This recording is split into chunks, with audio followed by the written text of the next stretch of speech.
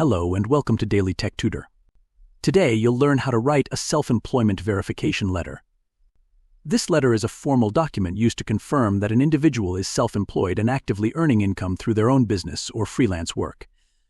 In your self-employment verification letter, you include your business address, city with postal code, phone number, and email at the top. You then add the date followed by the salutation to whom it may concern to address the recipient formally. After that, write, "This letter is to confirm that the undersigned has been self-employed as an independent service provider since early XYZ year. The nature of the work involves offering professional services to clients on a project basis with responsibilities including client management, service delivery, and administrative tasks. The business is active and operating consistently with an average monthly income of approximately XYZ amount over the past year.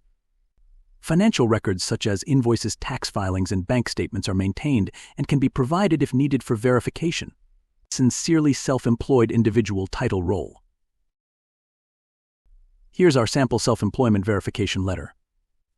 You'll notice how it clearly confirms the individual's self-employed status and outlines the nature of their work.